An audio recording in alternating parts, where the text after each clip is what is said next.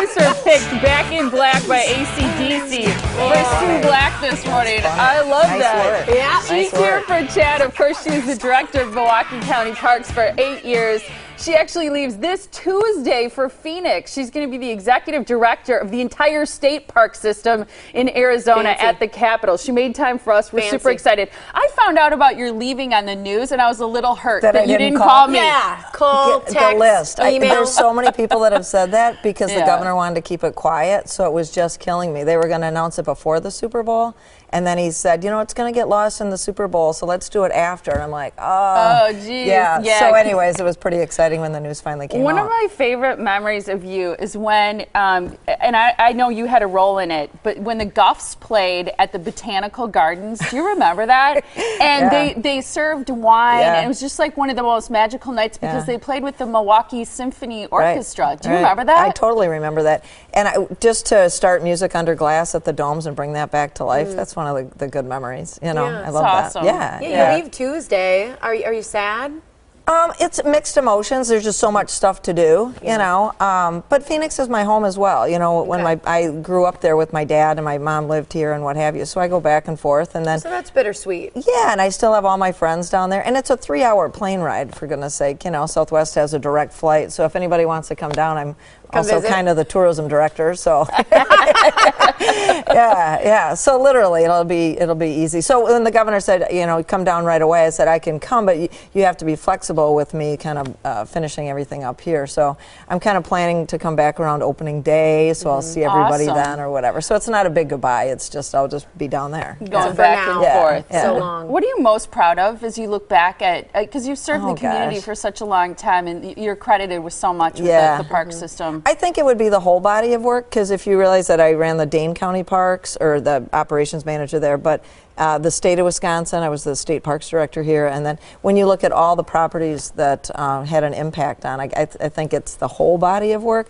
But if there would be for Milwaukee County, if there would be, I guess, the relationships, you know, I think that's what you take with you. And so many of the relationships were the public-private partnerships with all of the different businesses that we brought in that were synergistic with the property. You know, the beer garden, the domes, what we did there, the Bradford Beach. And then there's the little things, like I don't think people know, like at Zablocki, that we brought in the Filipino Community Center, and so they're managing things like that. The people, that's not the high profile stuff, you know, but it's almost every property you can look at and think, you know, how can we somewhat reinvent it and bring it into the next into the future, if you will. Yeah, fantastic. So all of it, you know. Yeah. What are you most excited about for this new opportunity? My swimming pool. Yeah. Do you have one? Do you have one? Well, I'm looking for a house. You know, and I used to live there. Again, I'm going back to the agency that I was the chief of operations for. So, you know, when the transition team was talking to me about the system, I mean, I know it very well.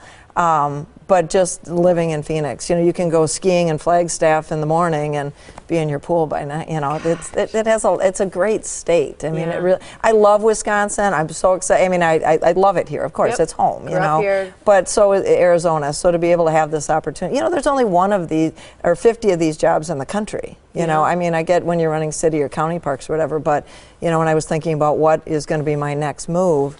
It's like, wow, when this happened, there's, you know, and what other state would you want to be in, you know? So, and it's a great state. My parents are there right now. Our director just said in our ear that the Packers are going to play in Arizona next season. Oh, sweet. Yeah. Good to know. I will be at the game.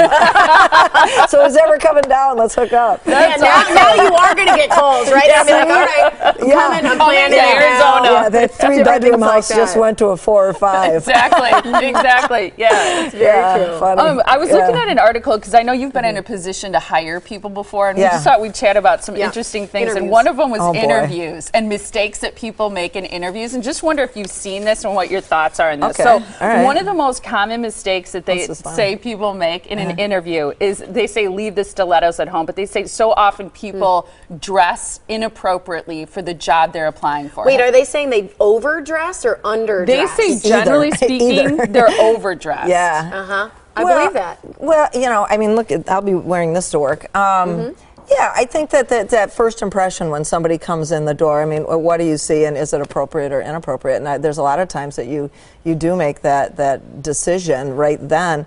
But then as you get to know them and listen to it. But yeah, I think that first impression is always really important. Don't you want to err on the side when you're interviewing, though, of overdressed? I mean, obviously you don't want to come in to a culture that's, you know, super relaxed, maybe jeans or whatever, in a full-on tuxedo. Yeah, but this executive makes the point that women who come in with like peekaboo toes and stilettos, too sexy. It's too sexy, but they also want a woman or a guy to dress the part and look like they could work all day and be okay. And if they're wearing dumb shoes, they don't look like they can do that. But I think that people's professionalism is somewhat different.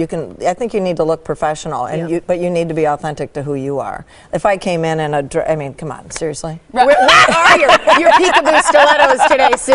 Yeah, I mean, you still got to be yourself. You wouldn't be able to ride your Harley and something like that. One of the other things they say is people airing their grievances. So a lot of times employers when people start talking about stuff, I'm like, seriously? Exactly. Or when one of the first things I always say is like, I used to say, so what do you know about, you know, the Wisconsin State Park System? And they come in and they don't know your product. And you're like, you haven't even done your homework. Or they all start talking about you know, what are the benefits? What's the pay? What's the this? What's the that? Or they complain about an old job or something like that. Old boss.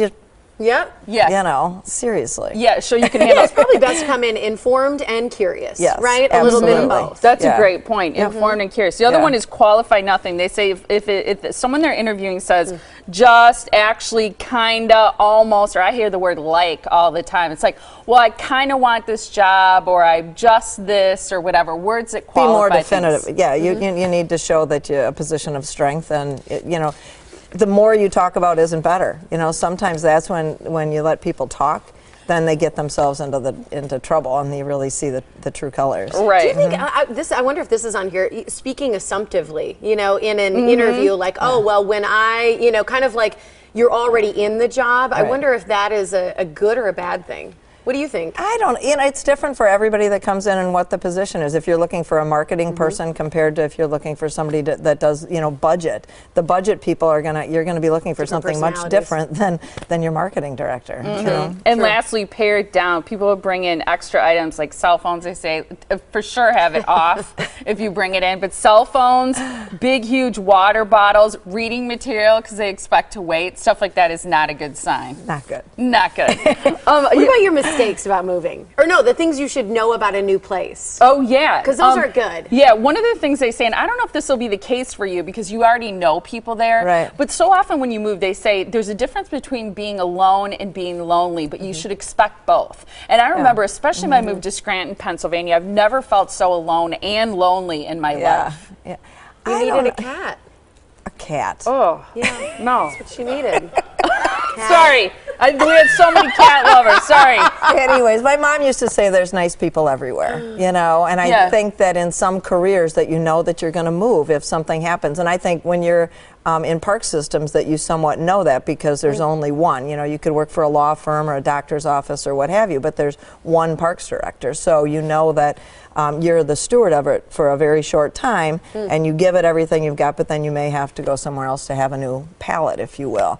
But moving to Arizona, like I said, it's just the right thing, and you know, and how this whole thing has played out in my life, you know, it's just that next chapter, and it's an exciting time. And of course, I'm nervous about leaving my friends and what's familiar, but at the same time, I'm so excited about what this next chapter is going to be. And I think that, you know, I wish I had 9 lives, you know, because I want to live this one and I want to live that one, and that's why you just make the most of it when you're there. And even with the times that you might be lonely, that's when you can really appreciate when you do have your good friends, and to be good to them, and to be that kind person, and to respect that, not respect it, but to really value the time that you do have when you're around somebody that's a true friend. I think also moving, things like that, it helps you choose your friends more accurately because you realize, who do I want to maintain that contact with? Who do I want to come visit me and stay in my apartment for several weeks at a time? You know, things like that you evaluate differently once you're removed from proximity to some of those people in your life. And I'll tell you, the people that have reached out to me, my true friends, we're still going to be in touch. And I want to just thank the community for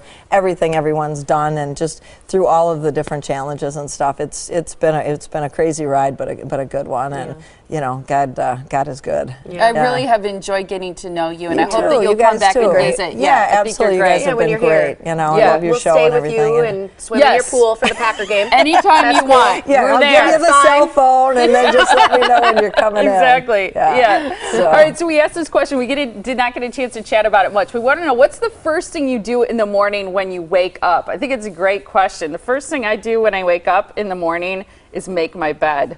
You do? I get out of before bed anything else, and I make my bed. Yes. Oh, Big not glass me. of water. Hydrate That's the first right thing? away. Yeah. Yeah, that's good. How about you? Not me. I do the morning mistake that everyone's making. First thing I do on my phone, email, social media. I've got my little sleep Garmin thing. I also turn that off, and then it shows you on your computer about how you've slept for the night. No way. Anybody do? Yeah. Oh, you have I used that? to have an Oh app yeah, and it for can that. tell if and it comes up on your phone. It's really cool. What does it tell you if you've how much you've how been much in like movement, and how much sleep you've got, and then you can tell the nights that your brain's whirling, that you're awake, and then the other nights when you're REM and you're down here and you're No way. yeah, That's fascinating. And then you can look at the whole week and you're like, wow, that was I didn't sleep. well, that was a peaceful week, and then the next week you're like, Oh, yeah.